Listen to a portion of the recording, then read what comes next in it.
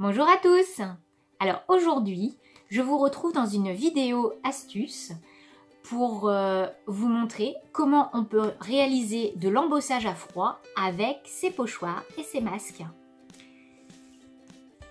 Donc jusque là, vous utilisiez des classeurs d'embossage, et ben moi, je vais vous montrer que vous allez pouvoir avoir beaucoup plus de possibilités puisqu'on va pouvoir embosser avec les pochoirs.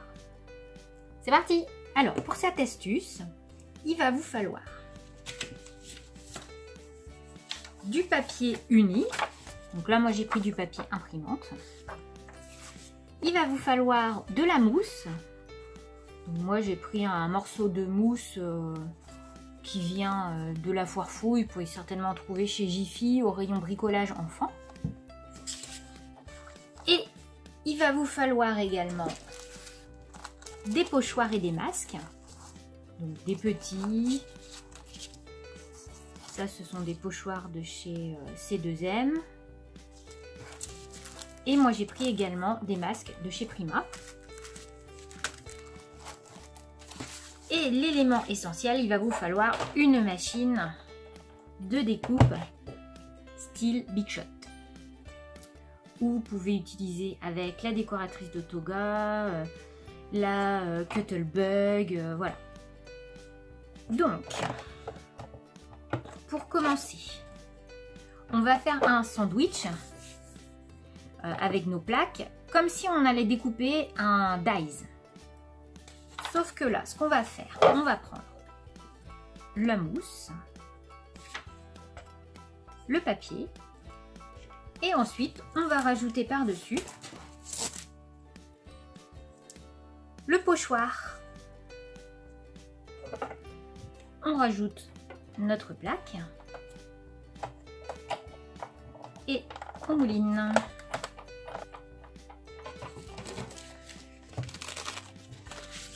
Et voilà, donc on a obtenu un embossage à froid, comme on dit, comme si j'avais utilisé un classeur d'embossage classique, sauf que là, j'ai utilisé tout simplement un pochoir.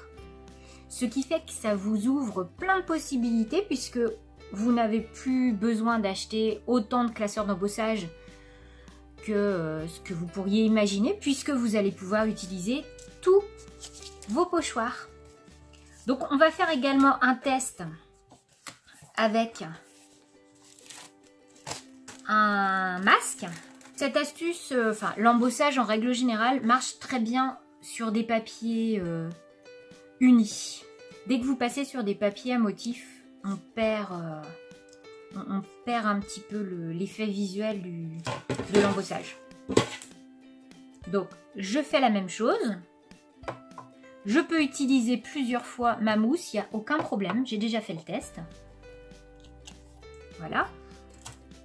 Donc là, l'embossage se trouvera de l'autre côté. Donc comme ceci. Et du côté qu'on a embossé, on voit cela. J'espère que vous voyez bien. Donc voilà pour cette petite astuce. Alors, j'ai testé également les pochoirs de chez Action. Donc ils sont très fins. Le rendu est un petit peu moyen par rapport à d'autres pochoirs, puisque comme ceux-ci sont très fins, c'est vrai que c'est pas évident de marquer, mais on obtient quand même quelque chose. Donc là, c'est avec du papier fin d'imprimante.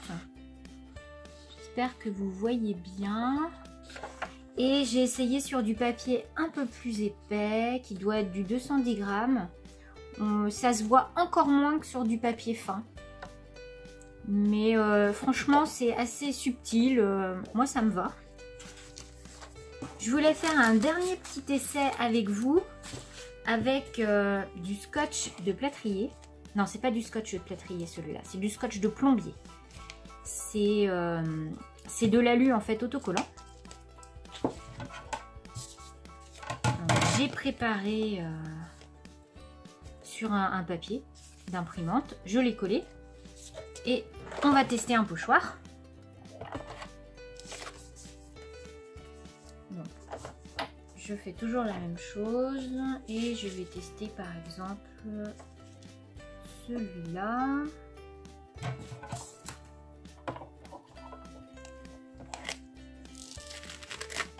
Et voilà, donc le rendu là est pour le coup hyper sympa.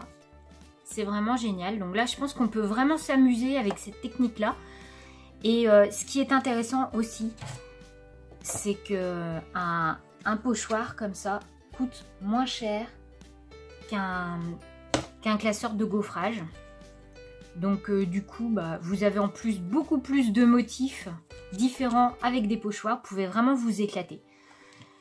Donc voilà, bah, j'espère que cette petite vidéo vous aura plu. Cette petite technique vous aura donné des idées.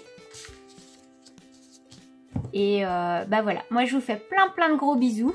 N'hésitez pas à mettre un petit pouce en l'air, à vous abonner si ce n'est pas déjà fait. Et moi je vous retrouve très vite dans une nouvelle vidéo. Allez, bye bye!